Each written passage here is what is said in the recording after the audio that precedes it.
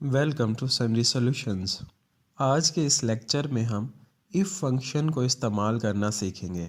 Lecture को मज़ीद आसान बनाने के लिए छोटी स्क्रीन पर भी मैंने ब्लॉक डायग्राम में एक्सप्लेन किया है।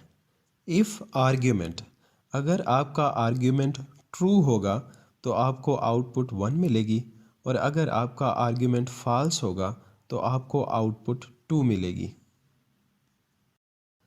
आर्ग्यूमेंट में जो आप इस्तेमाल कर सकते हैं equal to, not equal to, greater than, less than, greater than and equal, less than and equal.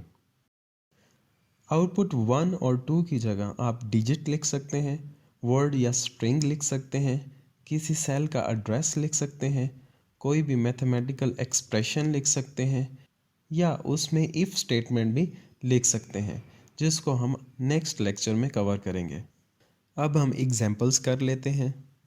First example में हम आर्ग्यूमेंट की जगह इक्वल टू इस्तेमाल करेंगे और आउटपुट 1 और 2 की जगह डिजिट इस्तेमाल करेंगे।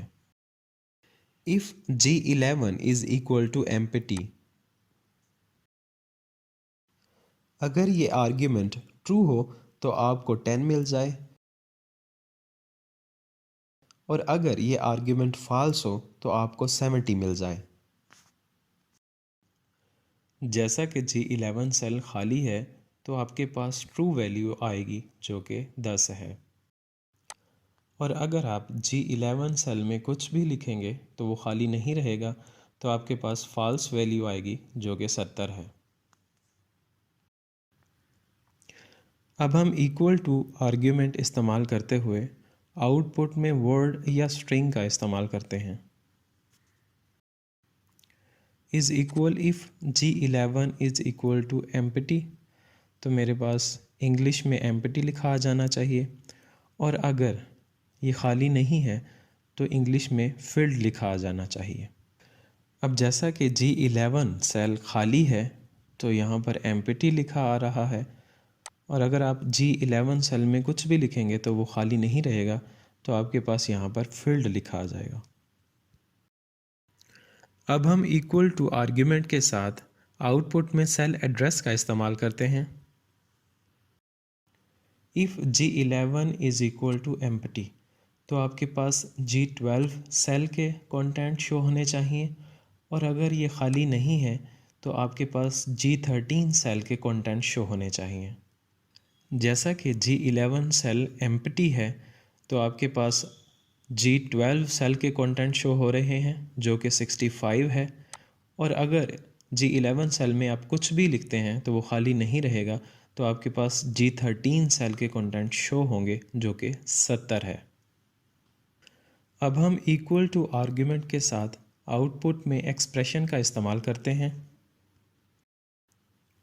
If G11 is equal to empty, तो आपको 8 × 9 + 2 का रिज़ल्ट मिल जाना चाहिए, और अगर G11 खाली नहीं है तो आपको 6 × 3 - 5 का रिज़ल्ट मिल जाना चाहिए। जैसा कि G11 सेल खाली है तो आपको पहले एक्सप्रेशन का रिज़ल्ट मिल रहा है जो कि 74 है, और अगर G11 में आप कुछ भी लिखेंगे तो वो खाली नहीं रहेगा, तो आपको दूसरे एक्सप्रेशन का रिज़ल्ट मिलेगा जो कि 13 आएगा। अब आप किसी भी आर्ग्यूमेंट को किसी भी आउटपुट के साथ इस्तेमाल करके प्रैक्टिस कर सकते हैं।